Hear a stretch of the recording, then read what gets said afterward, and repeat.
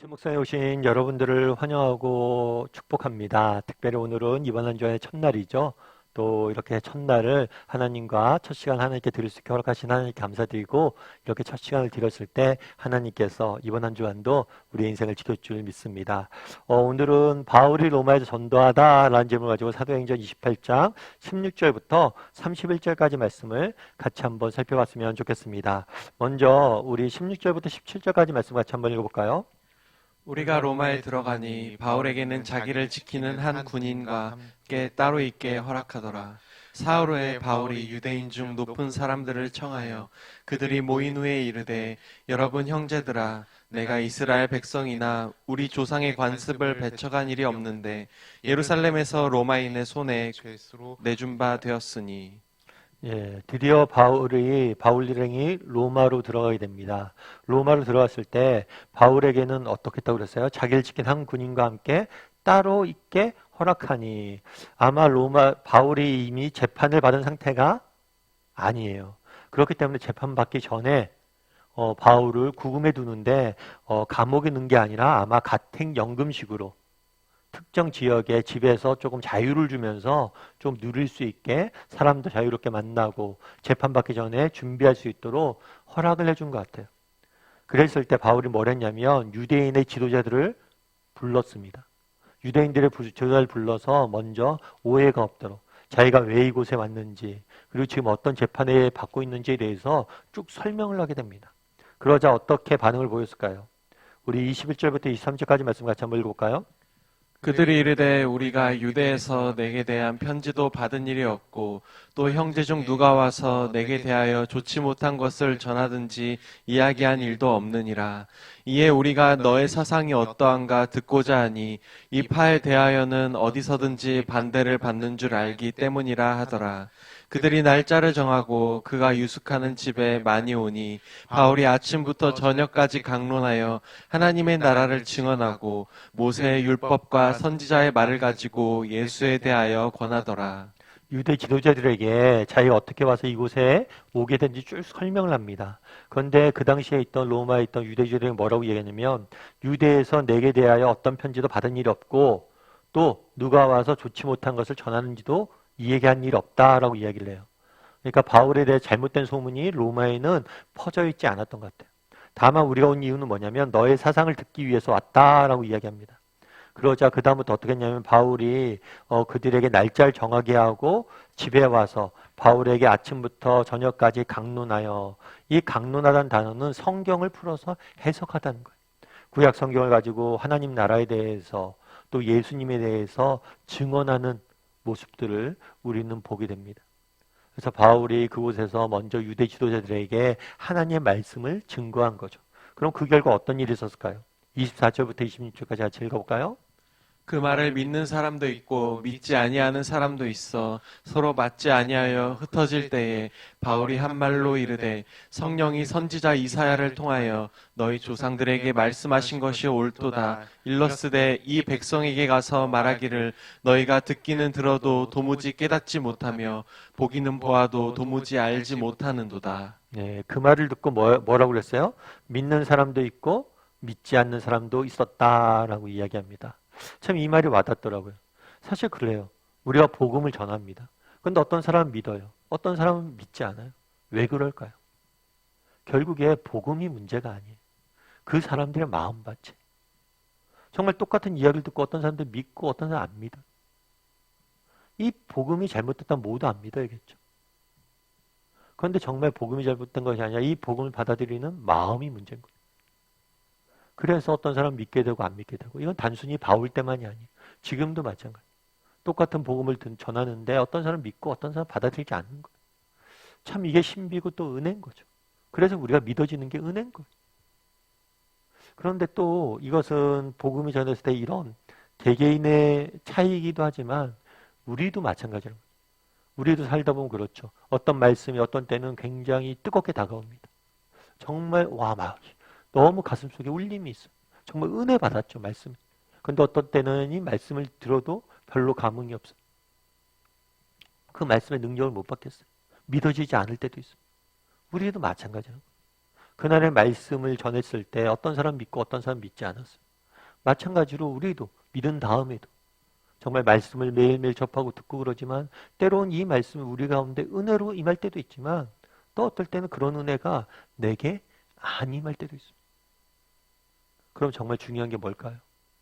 중요한 것은 이 말씀을 가까이 한다는 거예요. 바울도 마찬가지예요. 말씀을 전했는데 이것들을 믿을 수도 있고 안 믿을 수도 있잖아요. 그럼에도 불구하고 바울은 이것들을 한 번만 경험한 게 아니에요. 항상 그랬어요. 그럼에도 불구하고 계속해서 뭘 해요? 말씀을 전하죠. 왜요? 이렇게 말씀을 전하다 보면 언젠간 믿게 될 거라는 확신이 있었기 때문에. 우리도 마찬가지예요. 때는 어떤 날은 말씀에 은혜가 있을 때가 있습니다. 또 어떤 날은 말씀에 은혜가 없을 때가 있어요. 신앙생활 하다 보면 늘 좋은 날만 있지 않아요. 어떨 때는 영적으로 충만한 때가 있어요. 또 어떨 때는 충만하지 않은 때가 있어요. 그런데도 우리가 중요한 그런 키는 뭐냐? 그럼에도 불구하고 한결같이 말씀이 전해지는 것. 한결같이 말씀을 가까이 하고 정말 때로는 믿겨지지 않고 때로는 은혜가 말랐다 할지라도 말씀을 가까이 하는 것. 그러다 보면 뭐예요? 그 말씀이 우리를 지키고 붙잡아 줄 거예요. 그 말씀이 우리를 지켜줄 거예요. 그래서 우리가 이 땅을 살면서 정말 늘 하나님 말씀 가까이 했으면 좋겠어요. 늘 하나님을 가까이 하려고 그랬으면 좋겠어요. 그럼 때로는 은혜가 있을 날들도 있고 때로는 은혜가 없는 날들도 있어요. 하지만 꾸준히 가까이 하다 보면 결국 우리의 삶 가운데 은혜가 넘쳐날 거예요. 그 다음에 우리 30절과 31절 말씀을 같이 한번 읽어볼까요? 바울이 온 이태를 자기 셋집에 머물면서 자기에게 오는 사람을 다 영접하고 하나님의 나라를 전파하며 주 예수 그리스도에 관한 모든 것을 담대하게 거침없이 가르치더라. 바울이 로마에서 2년 동안 가택연금 상태에 있었던 것 같아요. 아마도 재판이 진행되지 않은 상태였겠죠. 그래서 그곳에 있으면서 그곳에서 어떻게 했어요? 셋집에 머물면서 자기에게 오는 사람들을 다 영접하고 오는 모든 사람들을 영접했어요. 그리고 뭘 했어요? 하나님 나라를 전파하니. 정말 그 사람에게 바울에게 와서 복음을 듣길 원하는 사람들에게는 누구에게나 예외 없이 다 복음을 전했다. 그것이 이방인이든 유대인이든 상관없이 복음을 전했다라고 이야기를 합니다. 그러면서 오늘 사도행전 28장은 마감을 하게 돼요. 사실 사도행전이 그렇잖아요. 사도행전이 원래는 사도행전이라고 우리가 부르는 게 사도들의 이야기예요. 그런데 재밌는 것은 뭐냐면 사도행전이라는 게 사도들의 이야기인데 이 사도들의 이야기가 어떤 사도에 대해서 그러니까 모든 사도에 대해서 기록하고 있지 않고 한 사도에 대해서 전부 다 모든 여정들을 기록하고 있지 않아요. 그래서 사도행전을 읽다 보면 목사님 베드로는 어떻게 된 거예요? 그리고 바울은 결국엔 어떻게 된 거예요? 이런 거에 대해서 기록하고 있잖아요. 그럼 왜 사도들의 이야기인데 전부 다 기록해 놓지 않냐는 거예요. 사도행전은 사도들의 이야기지만 사도행전이 말하고자 하는 건 따로 있어요. 그건 뭐라고 우리가 배웠죠? 사도행전 1장 8절이에요. 너희에게 성령이 임하시면 너희가 예루살렘과 온 유대와 사마리아와 땅끝까지 이르러 내 증인이 될 것이다. 이 말씀을 기록해 놓은 게 사도행전. 어떻게 복음이 예수님의 부활에 대한 소식이 예루살렘과 온 유대와 사마리아를 넘어서 땅끝까지 전해졌는지. 초반에 베드로를 중심으로 그 다음에 빌립을 중심으로 사마리아에 전해지고 바울을 중심으로 땅끝까지 전해졌는지에 대해서 기록하고 있다는 거예요. 따라서 이 사도행전은 여전히 뭐예요? 지금도 진행 중이고 지금도 기록되고 있어요. 왜요? 아직 땅끝까지 전해지지 않았으니까. 그래서 이 사도행전은 미완의 행전이라고도 불립니다. 그럼 누가 완성을 해야 돼요? 그거는 우리가 완성을 해야 된다고. 우리가 우리의 삶의 현장에서 우리가 서 있는 곳에서 정말 복음을 증거했을 때 그래서 정말 언젠가 뭐가 되는 거예요? 온 세상에 복음이 가득한 그런 나라가 된다는 것. 그것들을 기억했으면 좋겠어요. 그래서 우리가 청년 때 사도행전을 하면서 우리가 사도행전 29장을 우리가 쓰자고 막 이렇게 이야기했던 적들도 있었던 것 같아요. 사도행전은 미완의 복음입니다. 왜냐하면 땅끝까지 복음이 전하는 것이 우리의 사명이기 때문에. 그래서 우리도 이 사도행전을 우리의 삶 가운데 기록했으면 좋겠어요. 내가 서 있는 이곳에서부터 여러분이 서 있는 가정에서 또 뭐예요? 직장에서 또 또 교회 공동체에서 지역 사회에서 정말 복음의 증인으로서 살려고 노력할 줄 아는 사람이 되었으면 좋겠다는 생각이 있어요. 여러분, 장영희 교수님 한 분이 계세요. 이분 같은 경우에는 영문학 교수이고 에세이를 써서도 이렇게 많이 알려진 분이에요. 이 교수님이 쓴 에세이 중에 그런 에세이가 있어요. 에세이 집 제목이 뭐냐면 살아온 기적, 살아갈 기적. 내가 살아온 것도 기적이고 살아갈 것도 기적이다. 그렇게 이야기했던 이유가 뭐냐면 이분은 태어난 지 1년 만에 소아마비가 걸리게 돼요. 그래서 양다리를 못 써요. 휠체어 신세를 주고 평생을 썼어요. 지금은 장애인들에 대한 우리가 사회적으로 많은 그런 혜택들도 있고 돌봄도 있고 그렇지만 그 당시만 해도 차별이 너무 심했어요. 그래서 심지어 대학교를 가는데 대학교에 입학시험 볼 수가 없어요. 장애인들은 안 받는다는 거. 너무 안타까웠죠. 그래서 이 장애인 교수님 아버님이 서강대학교 영문학에 있는 신부님에게 교수님이신 신부님에게 부탁을 했대요. 우리 아이가 여차여차하다. 그때 그 신부님이 아니 장애인이라고 시험을 못 보면 어떡하냐고 우리 학교 보내라고. 그래서 시험을 쳐서 합격을 해서 석사도 하고 박사도 하고 나중에 교수까지 지내셨던 분이에요. 근데 그분이 그런 이야기를 하더라고요.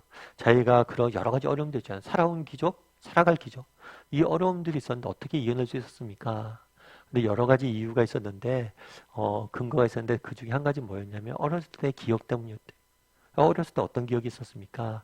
했을 때 어렸을 때 막 장애인이 그러다 보니까 친구들한테 왕따 당하고 놀아주지 않았대. 친구들이 놀아주지도 않고 때로는 놀림도 받고 그러니까 너무 슬퍼서 이렇게 주눅 들어 있는데 지나가는 엿장사가 엿을 하나 주면서 그런 얘기를 했대요. 괜찮아. 괜찮아. 힘내. 그 얘기를 했대. 근데 그 괜찮아 라는 이 단어가 너무 자신에게 와닿았대.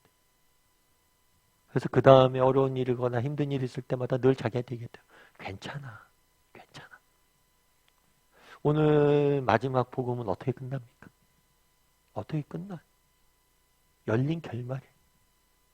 사도행전은 우리가 써가야 돼요. 그런데 사도행전에 등장했던 사람들의 모습 속에서 우리는 무엇을 발견해요? 바울이 누구였어요? 정말 죄인 중에 괴수라고 스스로 고백하듯이 스데반을 죽였던 사람. 베드로가 누구였어요? 예수님이 십자가에 못 박힌 날 도망갔던 사람. 그들 역시 다 실패하고 넘어졌어요. 그럴 때마다 하나님이 찾아와서 뭐라고 말씀해 주세요? 괜찮아. 우리도 마찬가지예요. 어쩌면 목사님 이거 내가 이걸 우리가 완성하자 하는데 저 같은 사람이 어떻게 합니까? 괜찮아. 우리가 때로는 실패하고 넘어지고 그럴 수 있어요. 근데 괜찮아 스스로에게 말할 수 있다면 우리는 다시 이겨낼 수 있고 나아갈 수 있는 거예요. 그래서 정말 우리가 서 있는 삶의 현장에서 가정에서 직장에서 또 공동체에서 여러분 괜찮습니다. 다시 일어나서 다시 한번 복음의 증인으로 살려고 노력할 줄 아는 저와 여러분이 되기를 주님의 이름으로 소원합니다.